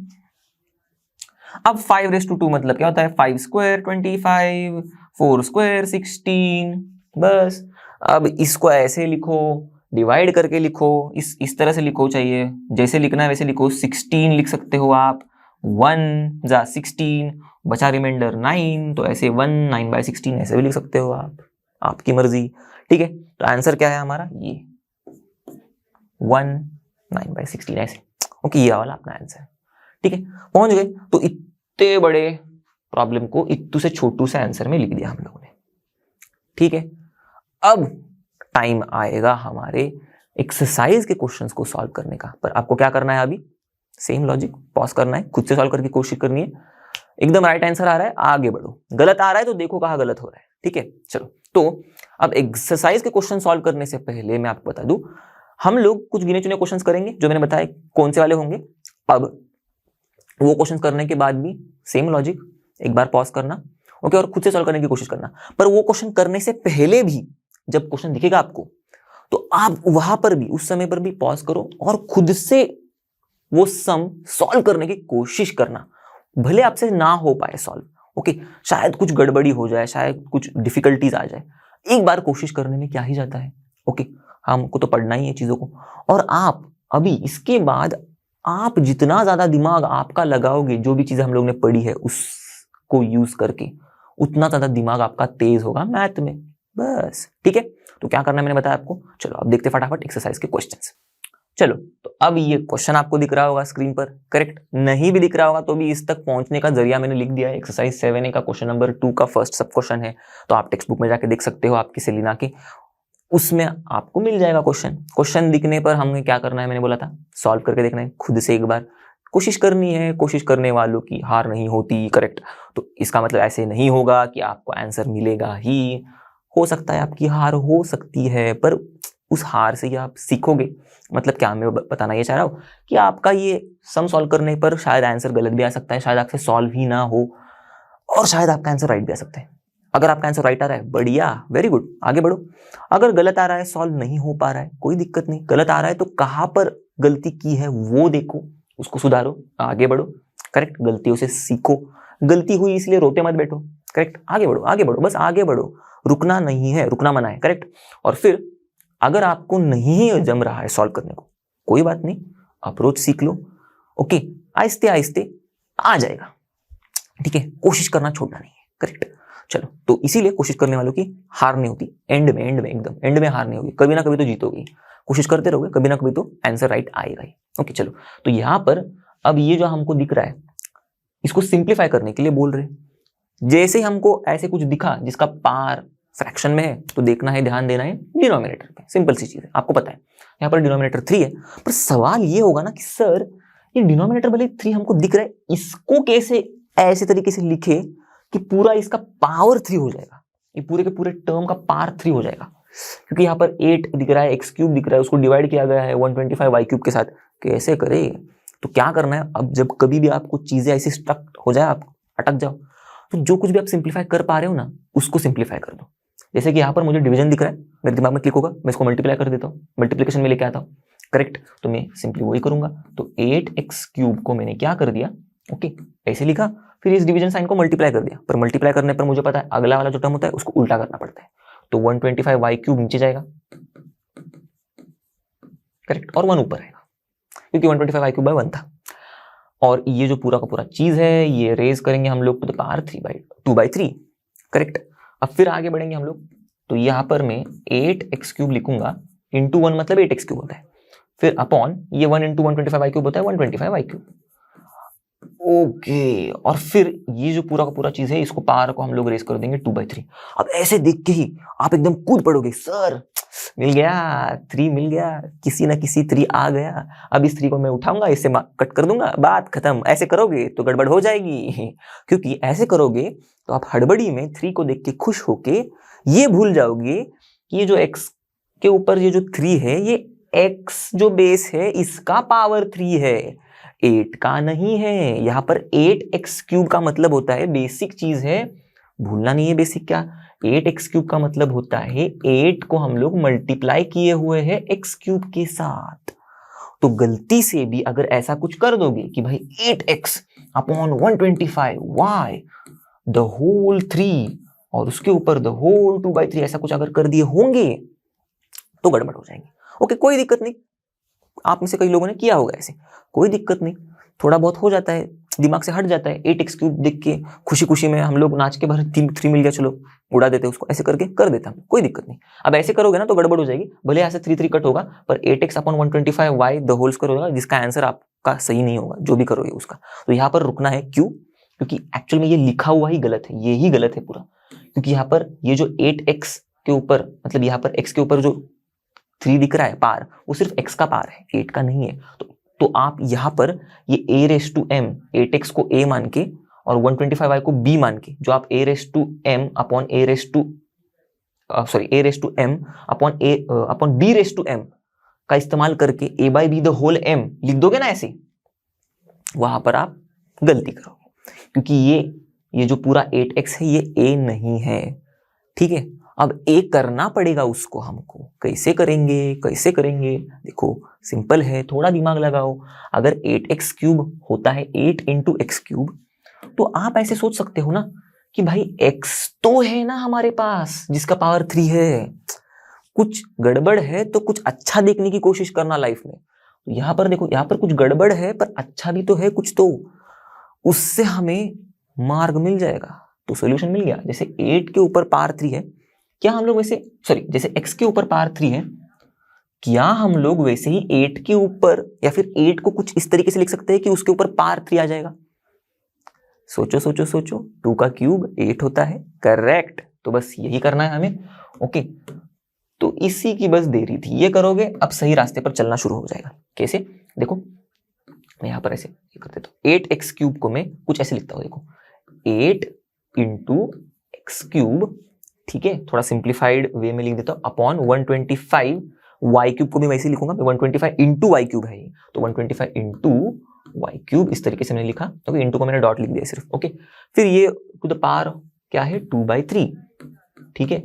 अब यही चीज को देखो हम लोग कैसे लिख सकते हैं, 8 को हम लोग कैसे लिख सकते हैं, यहाँ पर मैं इसको इरेज कर देता हूँ क्योंकि हम लोग यहाँ पर नीचे लिख देंगे, ठीक से। तो यहाँ पर 8 को मैं लिख सकता हूँ 2³ करेक्ट, तो 2³ डॉट मतलब इंटू x³, ठीक है। और इसी तरह से 125 को भी मैं लिख सकता हूँ 5 का क्यूब करेक्ट, क्योंकि 125 5 का क्यूब होता है। अब देखो इंडाइसेस के ये क्वेश्चन सॉल्व कर करके आपको ना क्यूब्स थोड़े बहुत याद हो जाएंगे, सिंपल नंबर्स के, तो याद रखना अच्छी बात है, ओके। याद हो रहे हैं ऑटोमेटिकली, याद रख लो, खत्म, ओके। और करने भी होंगे याद तो भी कर लो, कोई बात नहीं, अच्छी बात होती है। हमेशा 10 तक के क्यूब याद रखोगे, 15 तक के क्यूब याद रखोगे, आपके लिए अच्छा है, क्योंकि 20 तक के स्क्वायर पक्का याद रखना, 20 के ऊपर भी स्क्वायर याद रखेंगे तो भी अच्छा है, ओके। फटाफट हो जाएंगे आपके क्वेश्चंस, ओके। तो यहाँ पर देखो मैंने ऐसे कुछ लिख दिया। अब ये होल पावर 2/3, पावर को भूलना नहीं है, किसी भी कीमत पर पावर को भूलना नहीं है, अगर पावर को भूलोगे गलत आंसर आ जाएगा, ठीक है। फिर अब इसको अगर हम लोग आगे फिर से और सॉल्व करते हैं तो देखो यहाँ पर 2³ × x³ है। अब थोड़ा ध्यान देना, a⁻m ओके है यहाँ पर इंटू b⁻m, और यहाँ पर भी a⁻m × b⁻m है। कुछ समझ में आ रहा है, कुछ याद आ रहा है, ओके। ये यही चीज है जो हम लोग ने लॉ ऑफ इंडाइसेस के बाद फॉर्मूला में पढ़ी थी कि भाई बेसिस अलग अलग हो पर पार सेम अगर हो और अगर वो मल्टीप्लिकेशन में हो, कुछ ऐसे a⁻m × b⁻m, तो क्या होता है, ये a और b को हम लोग क्या करेंगे, a और b को हम लोग बोलेंगे तुम भाईजान मल्टीप्लाई हो जाओ एक दूसरे के साथ, और m को हम लोग उठा के दोनों के ऊपर ऐसे पार लिख देंगे, करेक्ट। तो उसी तरह से यहाँ पर भी देखो a raise to m into B raise to M, a raise to m into B raise to M. तो a और b को मल्टीप्लाई करो, m को दोनों के ऊपर लिख दो। तो a और b मतलब 2 और x है, ठीक है। तो मैं यहाँ पर लिख देता हूँ, देखो 2 और x को मैंने मल्टीप्लाई किया तो 2x हो गया, और फिर इनके ऊपर m लिख दो, दोनों के ऊपर। तो दोनों के ऊपर मैंने लिख दिया 3, हमारा m है वो। उसी तरह से a raise to m into B raise to m, तो a into B the whole m, तो 5 into Y the whole 3, 5 into Y होता है 5y द होल 3, और इसके ऊपर पूरा 2/3 पावर, ठीक है। चलो फिर अब इसी चीज को कुछ ऐसे तरीके से लिख सकते हैं हम लोग, देखो a to the power m upon b to the power m क्या होता है, a by B the whole m, simple. तो a बाई बी मतलब यहाँ पर हमारा 2x है, a बाई बी मतलब 5y हमारा b है, द होल m मतलब 3। अब आप खुशी के मारे नाच गा सकते हो, क्योंकि अब हमने सही तरीके से 3 के टर्म्स में, मतलब 3 को पावर बना के उसके टर्म में अंदर के टर्म्स को लिखना सफल हो गया हमारा। अब तो आपको पता है आगे क्या करना है, इसके आगे तो आप चुटकियों में करोगे। क्या करोगे भाई, क्या करोगे, ओके। यहाँ पर 2x bye 5y the whole 3 into 2/3 कैसे हो गया, a raise to m the whole n, a raise to m into n। अब एकदम छोटी छोटी चीजें घुस के एकदम ज्यादा टाइम नहीं लेंगे उसमें, फटाफट में बस आपको फॉर्मूला बताऊंगा, आपको क्लिक हो जाएगा कि भाई सर ने ऐसा कैसे किया, ओके। लॉ ऑफ इंडाइसेस या फिर कुछ फॉर्मूला ही बताऊंगा मैं, जिसकी मदद से हम लोग आगे अगले वाले स्टेप पे आएंगे, करेक्ट। चलो फटाफट बढ़ते आगे। तो 2x बाय 5y, ओके। यहाँ पर देखो मैंने 3 कट कर दिया, तो क्या बचा 2x बाय 5y के ऊपर पावर 2, तो 2x बाय 5y के ऊपर पावर 2, फिर इसका क्या होगा 2x के ऊपर पावर 2। अब हम लोग ये जब 2x के ऊपर पावर 2 जो है, ये 2x को पूरी तरीके से हम लोग 2 दे देंगे, ओके। तो देखो 2x the whole 2 upon 5y the whole 2 ऐसे करेंगे हम लोग, ठीक है। ये a और हमारा b है, तो a by B the whole m क्या होता है, a raise to m upon b raise to m, a raise to m upon b raise to m, ठीक है। फिर अब हम लोग 2 का स्क्वायर होता है 4, x का स्क्वायर होता है x स्क्वायर, फिर ऐसे ही 5 का स्क्वायर होता है 25, y का स्क्वायर होता है y स्क्वायर, तो 25 y स्क्वायर, और ये रह गया हमारा आंसर, करेक्ट। पहुंच गए, आसान था। अप्रोच ठीक रखना है और सही जगह पर सही चीज का इस्तेमाल करना है, खत्म, क्लियर। चलो अगला सवाल आपकी स्क्रीन पर ये रहा, अब वो हो गया अलग वाला। यहाँ पर ये जो क्वेश्चन है इसमें भी हम लोग सेम लॉजिक यूज करेंगे, टर्म बाय टर्म तोड़ने की कोशिश करेंगे। यहाँ पर देखो रूट ऑफ 1/4 लिखा है, देखते ही हमारे दिमाग में क्लिक होना चाहिए, अरे ये तो इंडाइसेस का वो वाला फॉर्मूला का टाइप है, nth रूट ऑफ a, तो nth रूट ऑफ 1/4, करेक्ट। मतलब यहाँ पर n क्या है 2 है, ओके। तो स्क्वायर रूट ऑफ 1/4 को हम लोग कैसे लिख सकते हैं, 1/4 हम लोग ने a लिख दिया ऐसे ढंग से, और a को लिखा और a के ऊपर हम लोग 1/n के फॉर्म में लिखते हैं, तो 1/n यहाँ पर 2 है। समझ में आ गई चीज, ओके। फॉर्मूला के साथ बताया मैंने। फिर प्लस अब ये 0.01 द होल 1/2, ओके। तो अब ना ये फ्रैक्शन को ना थोड़ा नंबर में लेके आते हैं, अच्छा लगता है हमें, करेक्ट। तो मैं क्या कर रहा हूँ 1/100 लिख दिया मैंने, ठीक है। 0.01 होता है 1/100, फिर इसको मैंने कर दिया पावर 1/2। अब देखो अपना टाइम बचाने के लिए मैं क्या करूंगा, जो भी चीजें हमको वहीं पर सिंप्लीफाई हो जाएंगी ना वहीं पर कर दूंगा मैं, ठीक है। तो यहां पर जैसे कि हम लोग देख रहे हैं 100 द होल मतलब 1/100 द होल 1/2 है। तो जब भी हमको पावर नेगेटिव में दिखता है हम लोग क्या करते हैं, उसको पॉजिटिव में लेके आने की कोशिश करते हैं, करेक्ट। पॉजिटिव में कैसे लेके आ सकता है, ऐसे फ्रैक्शनल वाले पावर को, क्योंकि ऐसे हमारे बेस के साथ ये इस बेस को हम लोग उल्टा करते हैं। तो 1/100 को अगर मैं 100/1 कर दूं, मतलब 100 कर दूं, तो ये 1/2 हो जाएगा, करेक्ट। तो मैं बस वही कर रहा हूं, देखो मैं 1/100 को मैं लिख दे रहा हूं 100/1, ठीक है। तो पावर बन जाएगा 1/2, ठीक है। अब ये तो हम लोग पढ़े हुए हैं, करेक्ट। तो पावर बन गया 1/2, ठीक है। ऐसे कुछ मैं छुटकू मुटकू शॉर्टकट्स यूज करूंगा, मतलब इसी में इरेज करके लिख दूंगा ताकि मेरा भी टाइम बचे आपका भी टाइम बचे, ओके। पर आप स्टेप बाय स्टेप लिखा करो, ठीक है। ये अलग स्टेप में आना चाहिए था, ओके। फिर -27 को हम लोग किस तरह से लिख सकते हैं कि भाई डिनोमिनेटर में 3 दिख रहा है उसका इस्तेमाल हो जाए, 3 क्यूब, करेक्ट। तो 3 क्यूब द होल 2/3। कुछ बच्चे तो बोलते भी होंगे, आंसर भी देते होंगे, ओके। अब मैं सुन नहीं पाऊंगा क्योंकि मैं तो कैमरा के सामने बड़बड़ा रहा हूं, पर आप तो बोलोगे ना, और आप बोलना ही चाहिए, ओके। चलो तो फिर इसके साथ भी क्या होगा, a raise to m the whole n, A raise to M into N, तो मैं यही करूंगा। तो मैं क्या करूंगा अभी, इसको यहीं पर मैं सिंप्लीफाई कर दूंगा। 3 इंटू 2/3, करेक्ट। तो 3 इंटू 2/3, ठीक है। अब आगे बढ़ेंगे हम लोग, फिर 1/4 द होल 1/2। अब ये जो है इसको इस तरीके से कुछ करना पड़ेगा कि कुछ ना कुछ हो जाए भाई इसका, ओके। तो ये 1/4 को क्या मैं कुछ ऐसे तरीके से लिख सकता हूँ कि भाई 2 आ जाए। कैसे, देखो मैं ऐसे लिख सकता हूँ ना, 1² अपॉन 2²। 1² तो 1 होता है और 2² होता है 4, तो 1/4 को मैंने अलग तरीके से लिखा। फिर देखो इसको मैंने होल 1/2 कर दिया, ठीक है। फिर ये 100 तो 100 जो है 1/2। अब यहाँ 100 को भी कुछ इस तरीके से लिख सकता हूँ क्या, कि भाई वो किसी नंबर का स्क्वायर हो, क्योंकि यहाँ पर डिनोमिनेटर क्या है 2 है, तो लिख सकता हूँ मैं, बिल्कुल लिख सकता हूँ 10² होता है 100, करेक्ट, 1/2, करेक्ट। और फिर यहाँ पर ये जो है, अब मैं क्या करूंगा, 3 कट, तो -3² है यहाँ पर, तो -3², तो माइनस लिख दिया मैंने। 3² क्या होता है, 9 होता है।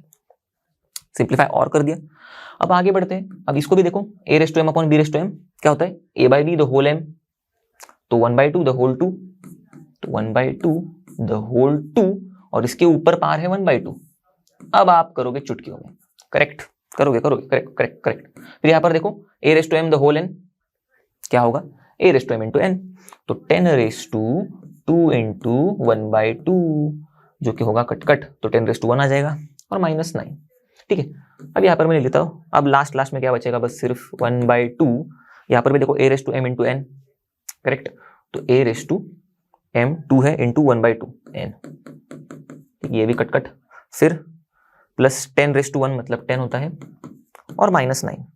फिर ये 1/2 के ऊपर भी पावर 1 ही है, तो 1/2 हो गया, प्लस 10 -9। इसको आप सॉल्व करके आप आंसर खुद लिख सकते हो। एकदम सिंपल तरीके से करोगे तो देखो यहाँ पर हाफ प्लस 10 मतलब 10.5 हो गया, और 10.5 - 9 होता है 1.5, 1.5 होता है 3/2, ऐसे लिखो आप। या फिर आपको अगर अलग तरीके से लिखना है तो लिखो 2 1 ज़ा 2 और रिमाइंडर 3 1, ऐसे भी लिख सकते हो आप, ठीक है, कैसे भी लिखो। ठन आगे बढ़ते हैं। अब ये जो सवाल है थोड़ा सा बड़ा सा दिख रहा है, थोड़ा सा अलग सा है, चलो इसको तोड़ के सॉल्व करते हैं, ओके।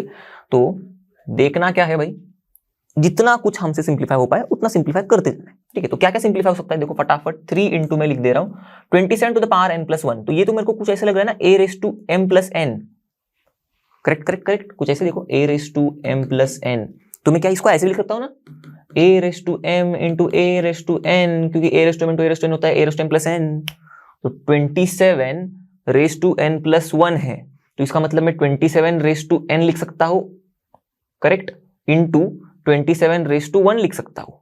बस इस फॉर्मूला का इस्तेमाल किया मैंने, correct. a raise to m, इसको कैसे लिखता हूँ मैं, a raise to m into a raise to n form में लिख सकता हूँ, क्योंकि ये है a raise to m plus n form में, इस फॉर्म में, तो इस फॉर्म से मैं इस फॉर्म में लेके आ रहा हूँ, करेक्ट। इस फॉर्म में क्या है, a raise to m into a raise to n, तो ये हमारा a है 27 रेस टू m मतलब n, correct, into 27 raise to n, correct, क्योंकि a raise to n, 27 raise to 1 मतलब 27 टू द 1। समझ में आई ये चीज, इसलिए मैंने थोड़ा सा ठीक से समझाया। अब आगे तो आपको फटाफट समझ में आ जाएगा, ओके। प्लस क्या है 9 into 3 to the power n, 3 to the power 3n minus 1। अब देखो यहां पर कुछ ऐसे याद आ रहा है, a raise to m minus n भी क्या होता है, a raise to m upon a raise to n, correct. इसको हम लोग इस तरीके से भी लिख सकते हैं। अब देखो 3 रेस टू 3n माइनस 1, 3 हमारा a raise to 3n minus 1 उसी फॉर्मेट में है, तो हम लोग क्या करेंगे 3 रेस टू 3n, क्योंकि 3 रेस टू 3n हमारा क्या है 3 रेस टू, मतलब यहाँ पर 3a है, m हमारा 3n है, ऐसे हम लोग उसको कंपेयर करके लिखेंगे, करेक्ट करेक्ट। तो 3 रेस टू 3n हमारा a रेस टू m है, करेक्ट, और -1 है ना, तो यहाँ पर देखो a माइनस n, तो upon a raise to n मतलब 3 रेस टू 1। देखो ये हमारा a है, ये हमारा m है, ये हमारा n है, इस तरीके से कुछ आ रहा है, ठीक है।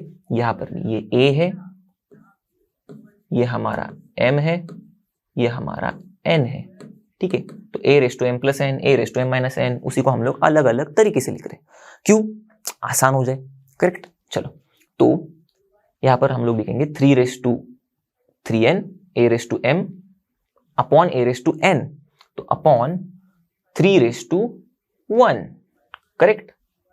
तो अब जब मैं ऐसे लिख दूं तो मैं इस यही पर कुछ अलग तरीके से भी लिख सकता हूं इंडाइसेस के रूल्स को यूज करके, क्योंकि मेरे को पता है अब मेरे को ना ये नीचे नहीं चाहिए, क्योंकि यहां पर एक डिनोमिनेटर में कुछ आ जाएगा, इसके नीचे भी और एक डिनोमिनेटर है, तो मैं क्या करूंगा, इसको ऊपर लेके आने की कोशिश करूंगा न्यूमरेटर में। तो जब कभी मेरे को ऐसा करना पड़ेगा तो हम लोग करेंगे पार के साइन को उल्टा, तो +1 है मतलब +1 है तो -1 हो जाएगा अगर हम लोग इसको ऊपर लेके जा रहे, तो 3/1 को हम लोग अगर ऊपर लेके जा रहे तो वो हो जाएगा 3/-1।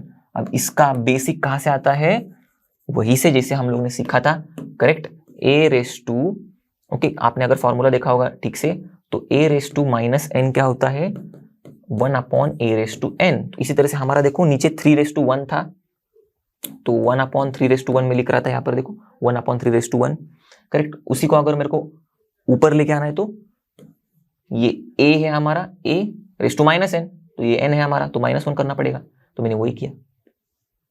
समझ में आ रही चीज? तो थोड़ा सा आहिस्ते आहिस्ते मैं बता रहा हूं आपको, क्योंकि थोड़ा शायद आपको नया होगा, ओके, इस सम में तो नया होगा, करेक्ट।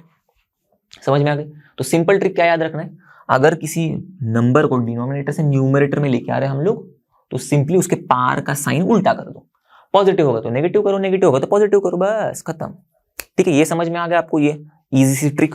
ये तो हम लोग भाई फॉर्मूला के हिसाब से मैंने समझा आपको, ठीक है। a⁻n = 1/a/n। ये भी नहीं समझ में आएगा तो भी कोई दिक्कत नहीं, जो मैं बता रहा हूं ना वो समझ में आया, बस डिनोमिनेटर से न्यूमरेटर में लेके जा रहे हैं हम लोग, तो पार का साइन उल्टा, खत्म। ठीक है, चलो आगे बढ़ते। फिर अब ये पूरा हमारा न्यूमरेटर था, उसको हम लोगों ने खोल के एकदम उसका पोस्टमार्टम कर दिया, मतलब सिंप्लीफाई कर दिया सिंपली। अब यहां पर नीचे की बात आ रही, तो 8 × 3/3n, ठीक है। अब ये तो इसको देखेंगे बाद में, अब इसको तो और सिंप्लीफाई करने की जरूरत यहाँ पर अभी तो नहीं है, ठीक है। फिर -5 × 27n। अब जब कभी ऐसा कुछ चीजें आ जाएंगी हमारे सामने, बहुत सारे टर्म्स आ गए, तो क्या करना है मालूम है, एक तो देखो हम लोग कुछ नंबर्स के ऊपर पार जो है वो नंबर ही है, जैसे कि 3 के ऊपर 1 है जो इनविजिबल है, हम लोग लिखते नहीं है। 27 के ऊपर 1 है, 9 के ऊपर 1 है, 3 के ऊपर -1 है, यहाँ पर देखो 8 के ऊपर 1 है, 5 के ऊपर 1 है। तो ऐसे जो नंबर्स है ना वो अलग कर देंगे, और ये जो ऐसे नंबर जिनके ऊपर पार कुछ अल्फाबेट्स वगैरह है ना, देखो 27/n, 3/3n, 3/3n, 27/n, देखो ध्यान से जरा, कुछ रिपीटेटिव टर्म्स लग रहे। 27/n ऊपर भी है, यहाँ पर नीचे भी है, 3/3n ऊपर नीचे भी है, यहाँ पर ऊपर भी है। तो ये थोड़ा सा कॉम्प्लेक्स वाला वर्जन मैंने लिया है सम का। इसको करोगे तो एक्सरसाइज में दिए हुए जो थोड़े इसके सिंपलर वर्जन से ऐसे टाइप के सम के वो आ जाएंगे आपको। इसलिए मैंने क्या बोला, मेरे साथ ये वाली एक्सरसाइज के क्वेश्चंस कर लो। अब इसके बाद क्या करना है आपको, मैंने जो सम्स करवाया उसके बाद आप खुद से बाकी के सम ट्राई करोगे एक्सरसाइज के, आएगा आपको, पक्का आएगा, क्योंकि मैंने खुद सॉल्व किया है, ओके, तभी मैं बोल रहा हूँ। तो वो सम्स आपको आ जाएंगे। कहीं पर अगर कुछ जगह पे अटक गए तो डाउट पूछ लो, खत्म, करेक्ट। चलो तो आगे बढ़ते। यहां पर ना क्या करना है, ये जो टर्म्स है ना, ये 27 to the power n, 3 to the power 3n, 27 to the power n, 3 to the power 3n, इनको ना एक जैसे करना पड़ेगा। तो आप चाहे तो सभी जगह पे 27 to the power n कर दो, या फिर 3 to the power 3n कर दो, आपकी मर्जी। दो जगह पे सेम टर्म है, दो जगह पे अलग अलग टर्म है, इसको भी सेम कर दो, इनको 27 to the power n करो, या फिर इनको 3 to the power 3n करो, आपके ऊपर।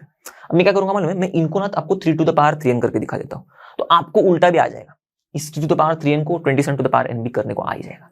कैसे भी करो, बस सेम करना है, इतना ही लॉजिक है, ठीक है। कैसे करना है वो इंपॉर्टेंट है, सिंपल है, दिमाग को थोड़ा दौड़ाना पड़ेगा। कैसे दौड़ाएंगे, देखो यहां पर मैं क्या इस 27 to the power n को कुछ इस तरीके से लिख सकता हूँ, 27 को मैं ऐसे 3³ लिख सकता हूँ, करेक्ट, द होल n लिख सकता हूँ, करेक्ट। फिर मैं इंडाइसेस को इस्तेमाल करके इसी 3³ द होल n को a⁻m the whole n format में देख पा रहा हूं, फिर क्या होता है a⁻m the whole n, a⁻m into n, तो 3/3 into n, बस। सो 3/3 into n होता है 3n। तो मैंने देखो 27 to the power n को 3/3n बना दिया, तो इसका मतलब क्या है भाई, 27 to the power n 3/3n ही है, बस हमको गुमराह करने के लिए इन्होंने अलग अलग टर्म्स दे दिए, ठीक है। बस करो सेम। तो 27 to the power n क्या है हमारा, 3 to the power 3n है, जहां पर भी 27 टू द पावर n दिख रहा है वहां पर 3 टू द पावर 3n लिख दो, या फिर ऐसे भी कह सकते हैं 3 टू द पावर 3n क्या हमारा 27 टू द पावर n है, तो जहां पर भी 3 टू द पावर 3n दिख रहा है वहां पर 27 टू द पावर n कर दो, जैसे आपकी मर्जी, क्योंकि फाइनल ये तो कट होने वाला है। देखे कैसे, देखते हैं चलो। तो मैं यहाँ पर 27 टू द पावर n को 3 टू द पावर 3n कर रहा हूँ, तो 3 into 3 to the power 3n okay into 27 to the power 1 को मैं 27 लिख रहा हूँ plus 9 into 3 to the power 3n into 3 to the power -1, इसके नीचे 8 into 3 to the power 3n minus 5 to the power 3 to the power sorry minus 5 into 3 to the power 3n। ठीक है, सभी जगह पे मैंने 3 टू द पावर 3n को ठप्पा लगा दिया उसका।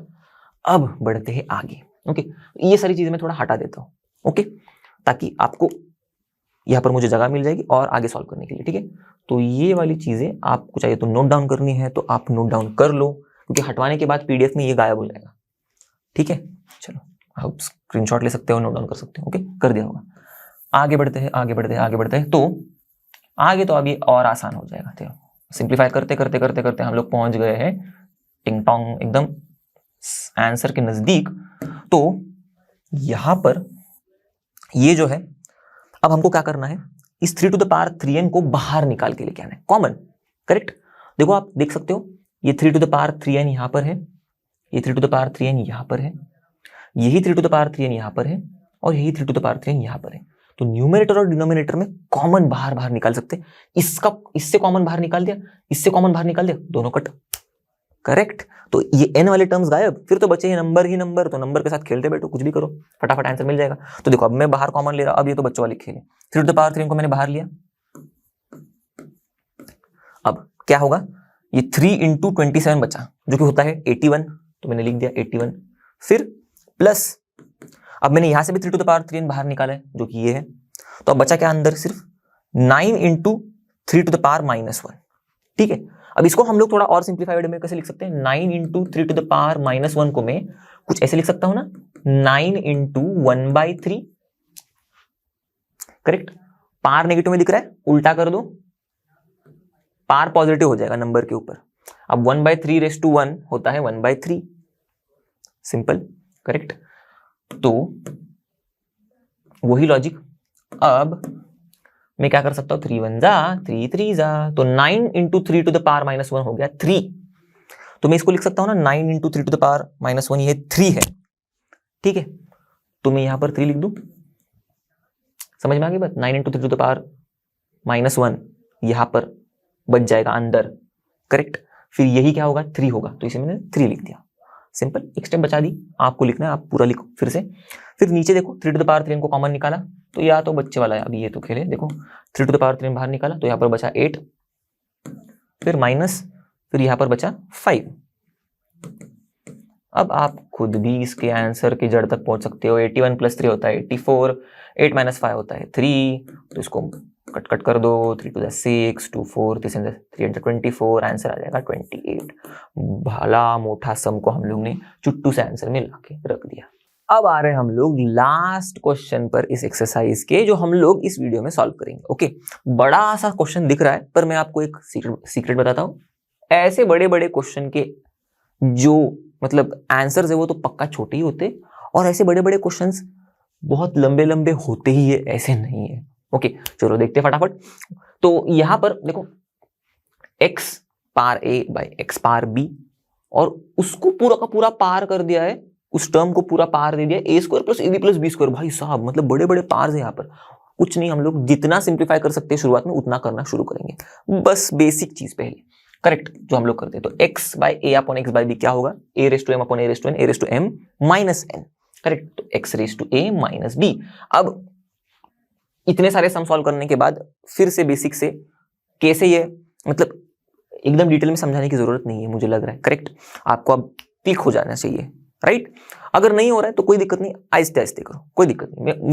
वैसे भी मैं आपको ये कैसे लिख रहा हूँ ये तो बता रहा हूँ, मैं कौन सा फॉर्मूला यूज हो रहा है, कौन सा कॉन्सेप्ट यूज हो रहा है वो भी बता रहा हूँ। ठीक है, तो आहिस्ते आहिस्ते भी आप कर सकते हो। ओके, चलो, तो एक एवरेज पेस पर मैं चल रहा हूँ, तो x raise to a upon x raise to b is equals to x raise to a minus b, a raise to m minus n। ठीक है, फिर ऐसे इसको पूरा का पूरा जो है ओके, ये जो पूरा है इसको पावर दिया a square plus a b plus b square, तो मैं लिख देता हूँ a square plus a b plus b square. इसी तरह से यहां पर भी देखो सेम इसको भी वैसे ही कर सकते हैं हम लोग, a power m upon a power m minus n, correct. तो एक्स पावर बी माइनस सी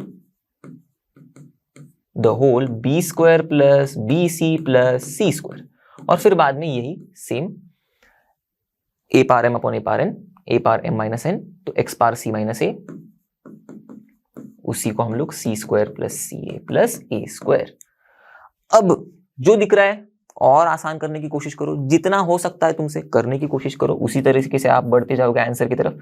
तो a power m the whole n a raise to M into N, तो वही करो ए रेस टू, ये हमारा एम है, ये हमारा एन है, बस लिख दिया मैंने, ठीक है। इसी तरह से फिर मल्टीप्लीकेशन में एक्स रेस टू, देखो यहाँ पर a raise to M into n, और इसको भी ऐसे ही a raise to M into N, तो मैं फटाफट लिख देता हूँ अभी, ओके।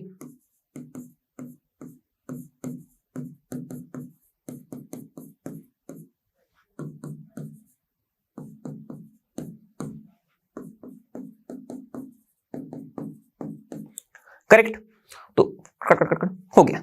सेम चीज लिखने वाला था, मतलब सेम ही लॉजिक यूज करने वाला था, बस लिख रहा था मैं, इसलिए शांत बैठा था मैं, फटाफट एकदम हो सकता है इसीलिए। चलो, तो अब ध्यान से देखना, एक के मतलब यहाँ पर हमारा बेस के ऊपर कुछ पावर है, उसको मल्टीप्लाई किया है सेम बेस के साथ जिसके ऊपर कुछ अलग पावर है, तो a raise to M into a raise to n, a raise to m plus n, correct. पर अब ये सब दिख रहा है हमें, पर सर ये इतने बड़े बड़े जो टर्म्स हैं इनको भी हम लोग प्लस करके भी कैसे आगे सॉल्व करेंगे, ये भी आपके मन में सवाल आया होगा। तो इसके लिए क्या कर सकते हो आप, एक तो पहले लिख दो डायरेक्ट पूरा, या फिर पहले देखो ध्यान से कि इस पार को हम लोग कुछ कर सकते हैं क्या, कुछ याद आ रहा है इसको देख के, ओके, इसी को देख के कुछ याद आ रहा है, ये रहा ए क्यूब माइनस बी क्यूब का फॉर्मूला, ओके, जो आपको पता होगा तो बढ़िया, नहीं पता होगा तो बता रहा हूं। देखो a cube minus b cube क्या होता है, a minus b a square plus a b plus b square. अब इसी को देखो और इसको देखो, a minus b a square plus a b plus b square, a minus b into a square plus a b plus b square. इसका मतलब ये जो चीज है ये होता है a cube minus b cube, तो मैं एक्स के ऊपर ए क्यूब माइनस बी क्यूब लिख सकता हूं ना अभी, करेक्ट। चलो, तो और सिंप्लीफाई हो गया। अब इसके लॉजिक के आधार पर ही अगर मैं मेरे ए को बी ले लूं, चलो मैंने ए को बी ले लिया तो बी क्यूब लिख दिया मैंने अभी, और फिर मैंने मेरे बी को सी ले लिया, ठीक है, इस फॉर्मूला में, तो मैंने सी क्यूब लिख दिया। अब मैं ऐसे फॉर्मूला का अगर ठीक से इसको एक्सपैंड करूं, इस फॉर्मूला को लिखूं, ओके ठीक है, मैं यहां पर ऐसे लाइन बना रहा हूं, तो मैं कैसे लिख सकता हूं, ए माइनस बी, यहां पर मेरा ए बी है, बी सी है, तो बी माइनस सी लिख दूंगा मैं यहां पर। फिर a square plus a b plus b square, तो ए स्क्वायर मतलब b square plus a b मतलब plus b c plus c square मतलब यहां पर c square, sorry plus b square मतलब प्लस सी स्क्वायर, क्योंकि हमारा सी जो है वो बी है।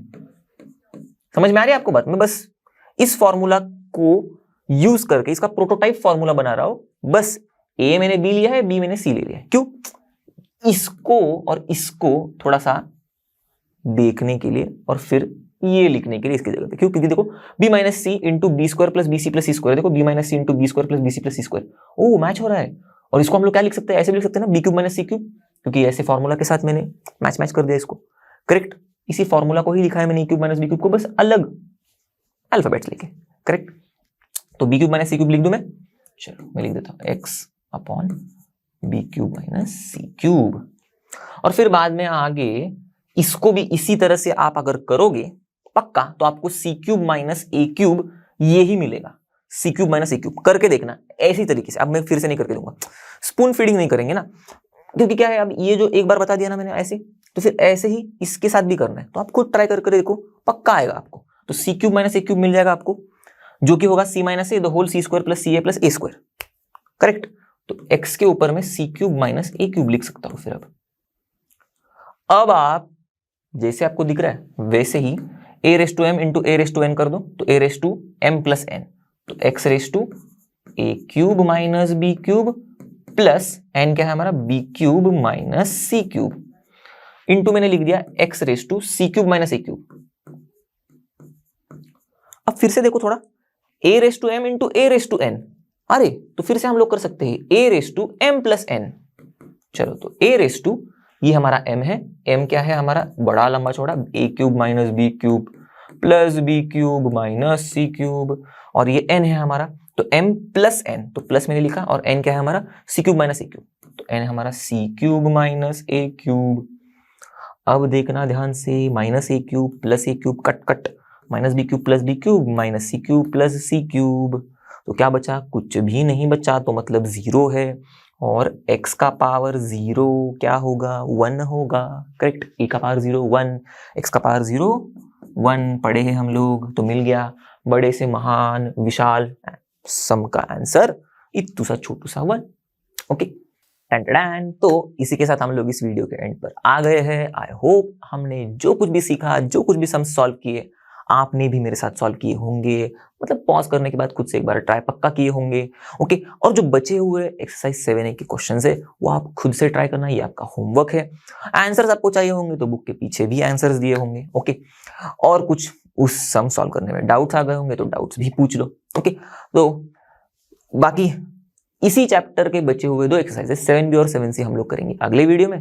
तब तक पढ़ते रहो, stay tune, bye bye and have a great day.